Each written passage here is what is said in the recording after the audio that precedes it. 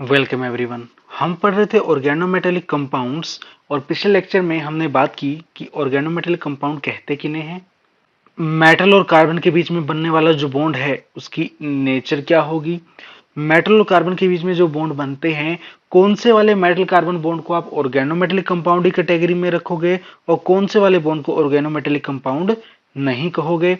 Metal और carbon के बीच में जो बॉन्ड बन रहा है वो एस ब्लॉक एलिमेंट यानी इलेक्ट्रोपॉजिटिव से आयनिक बॉन्ड बनता है क्योंकि इलेक्ट्रोनेगेटिविटी का डिफरेंस काफी ज्यादा है। उसके बाद पी ब्लॉक और डी ब्लॉक के जो एलिमेंट हैं उनसे सिग्मा और पाई कोवलेंट बॉन्डिंग होती है। उसके बाद जो इलेक्ट्रॉन डेफिशिएंट कंपाउंड हैं वो मल्टी सेंटर बॉन्डिंग भी करते हैं, यानी कि जब two centre two electron bond में काम ना चले तो three centre two electron bond बनते हैं, जिनके अंदर क्या होगा, वही इलेक्ट्रॉन जो पहले दो एटम के बीच में ए और बी के बीच में सपोज बॉन्डिंग कर रहे थे वो बी और सी के बीच में भी बॉन्डिंग में काम आएंगे। इसका एग्जांपल हमने पढ़ा था कि जो ट्राई मिथाइल एल्यूमिनियम है AlCH3 थ्राइस, इसके अंदर क्या होता है, डाइमराइजेशन होता है और एल्यूमिनियम जो है वो three centre two electron bond बनाता है। आज के लेक्चर में हम लिगेंड्स के बारे में बात करेंगे। लिगेंड्स यानी कि ऐसी स्पीसीज में मॉलिक्यूल भी हो सकता है, कोई ग्रुप भी हो सकता है।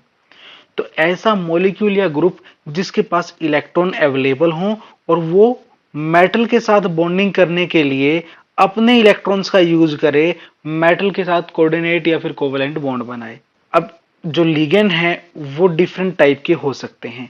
लिगेंड की दो प्रॉपर्टी देखी जाती हैं, एक तो देखा जाता है उनकी डेंटिसिटी और दूसरी देखी जाती है हेप्टिसिटी।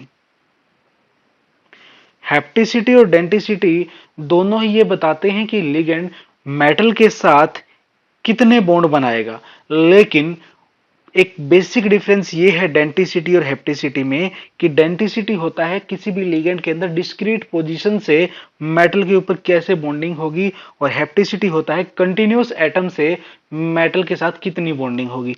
एग्जांपल से इसको और क्लियर करते हैं। सपोज आपके पास जो लिगेंड है वो है oxalate, COO negative, COO negative.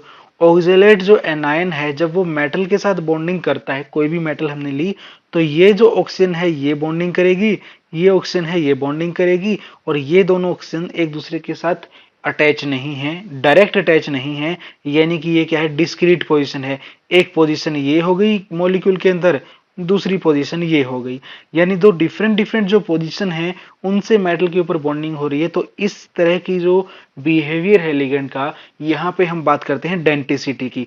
यहाँ पे डेंटिसिटी जो है, डेंटिसिटी को रिप्रेजेंट करते हैं कापा से, K2, यानी कि दो जगह से बॉन्ड बना है, डेंटिसिटी कितनी है, 2 डेंटिसिटी है। K से डिनोट कर दिया डेंटिसिटी, K2 मतलब डेंटिसिटी 2 हो गई। अगर मैं बात करूं अलाइल लिगेंड की, अलाइल लिगेंड यानी कि CH2 double bond CH single bond CH2 negative. मान लिया अपने पास अलाइल एनायन है, और जो अलाइल एनायन है ये जो इलेक्ट्रॉन है ये रेजोनेट कर रहे हैं, कंजुगेशन की वजह से क्या होगा, ये इलेक्ट्रॉन इन तीनों कार्बन के बीच में डिस्ट्रीब्यूटेड है।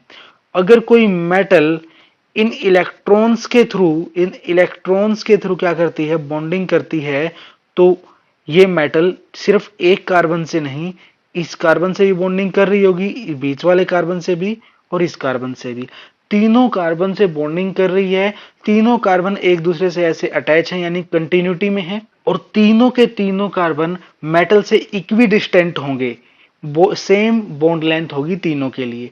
तो इस तरह की कंडीशन को जब सेटिस्फाई करते हैं तो हम कहते हैं लिगेंड ने कितनी जगह से बॉन्ड बनाया है, 3 जगह से बॉन्ड बनाया है। और ये वाली प्रॉपर्टी क्या है, हेप्टिसिटी है।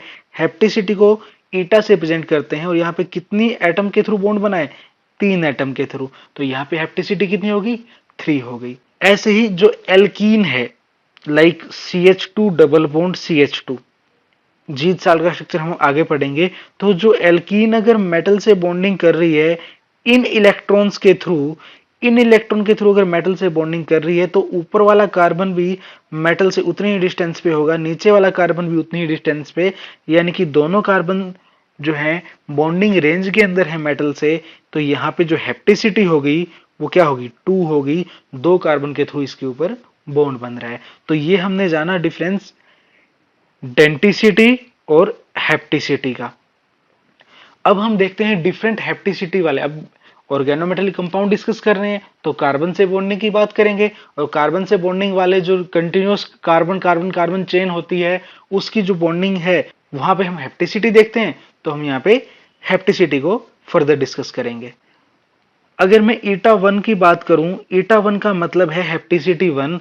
लाइक आपका कोई भी एल्काइल ग्रुप है, एल्काइल ग्रुप लाइक C2H5, इसके अंदर एक कार्बन जो होगा वो क्या करेगा, बॉन्डिंग करेगा मेटल के साथ। ठीक है। अराइल ग्रुप हो गया, यानी जैसे कि बेंजीन रिंग है, बेंजीन रिंग का अगर आपने एक हाइड्रोजन क्या कर दिया, रिमूव कर दिया, तो ये एक जगह से बॉन्ड बनाएगी, इसकी भी हेप्टिसिटी क्या होगी, 1 हो गई। अगर मैं हेप्टिसिटी 2 की बात करूं तो जितने भी एल्कीन्स हैं like CH2 double bond CH2, ये तो क्या होगा, इथीन हो गया। हो सकता है आपके पास कोई और एल्कीन हो like CH3 CH2 single bond CH double bond CH2। यहाँ पे जो इलेक्ट्रॉन है पाई क्लाउड है वो किसके बीच में है, इन दो एटम के बीच में है, इन दो कार्बन के बीच में है। तो जब भी ये बॉन्डिंग करेंगे किसी मेटल के साथ इनके थ्रू, तो इस कार्बन से भी बॉन्ड होगा, इस कार्बन से भी बॉन्ड होगा। तो इस तरीके के जो एल्कीन्स होते हैं वो दो हेप्टिसिटी शो करते हैं। अब एल्काइन है जैसे CH ट्रिपल बॉन्ड CH, ये भी क्या करता है, अगर मेटल इसके साथ बॉन्डिंग करेगा, इन इलेक्ट्रॉन के थ्रू बॉन्ड बनेगा, तो ये कार्बन भी उसी डिस्टेंस पे, ये भी उसी डिस्टेंस पे, दोनों ही कार्बन बॉन्डिंग रेंज के अंदर, यानी दो कार्बन के थ्रू बॉन्ड बनेगा, दोनों कंटिन्यूटी में है, तो इसको हम हेप्टिसिटी से ही शो करेंगे, यानी इसकी भी हेप्टिसिटी क्या होगी, 2 होगी। नेक्स्ट अगर बात करें हेप्टिसिटी 3 की, तो हेप्टिसिटी 3 में हमने एक एग्जांपल तो अभी देखा अलाइल लिगेंड का CH2 negative CH double bond CH2। ये जो इलेक्ट्रॉन क्लाउड है वो इस तरीके से डिस्ट्रीब्यूट होगा, जब इलेक्ट्रॉन क्लाउड इन तीनों एटम पे डिस्ट्रीब्यूट होगा और मेटल के इन इलेक्ट्रॉन के थ्रू बॉन्डिंग होगी, तो ये कार्बन भी बॉन्डिंग रेंज में, बीच वाला कार्बन भी बॉन्डिंग रेंज में, ये कार्बन भी बॉन्डिंग रेंज में, तो यहाँ पे हेप्टिसिटी हो गई 3। अब बात करते हैं हेप्टिसिटी 4 की। जो हेप्टिसिटी 4 है उसके लिए चाहिए आपको 4 एटम जिनके पास इलेक्ट्रॉन हो डोनेट करने के लिए। तो जो साइक्लो ब्यूटाडाइइन है उसके अंदर क्या होता है, दो डबल बॉन्ड होते हैं अल्टरनेट पोजीशन पे। तो ये कार्बन, ये कार्बन, ये कार्बन और ये कार्बन, ये चारों कार्बन किसी मेटल से क्या होंगे, अटैच होंगे। तो यहाँ पे क्या हो जाएगा, हेप्टिसिटी 4 शो करेगा। हेप्टिसिटी 5 की बात करें तो हेप्टिसिटी 5 का मतलब है 5 एटम एक साथ मेटल के साथ बॉन्डिंग डिस्टेंस पे हो या फिर बॉन्ड बना रहे हो। अगर मैं साइक्लोपेंटा डाइनाइल रिंग की बात करूं, CP ग्रुप की बात करूं, CP रिंग की बात करूं, तो वो क्या होती है, साइक्लोपेंटा डाइइन,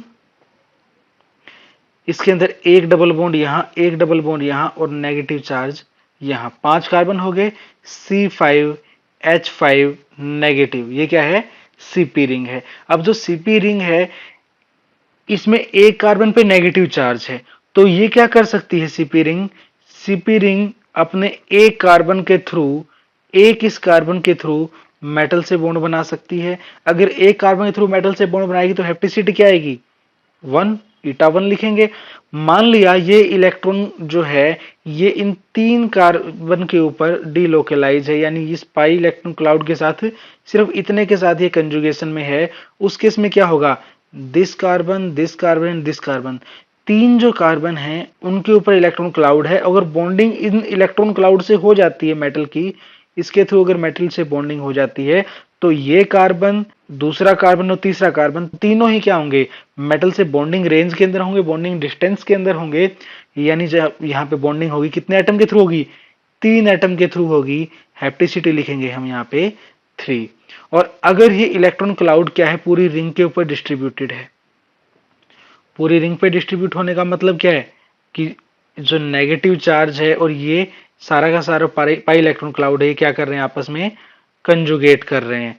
जब इनका कंजुगेशन होगा तो ये इलेक्ट्रॉन है वो पांचों कार्बन के ऊपर डिस्ट्रीब्यूट होंगे। ये इलेक्ट्रॉन जब पांचों कार्बन पे डिस्ट्रीब्यूट होंगे, तो जब मेटल बॉन्ड बनाएगी इन इलेक्ट्रॉन के थ्रू, तो सारे के सारे कार्बन मेटल की बॉन्डिंग रेंज में होंगे, यानी पांचों कार्बन के थ्रू मेटल बॉन्ड बनाएगी, वहां हम लिखेंगे हैप्टिसिटी 5।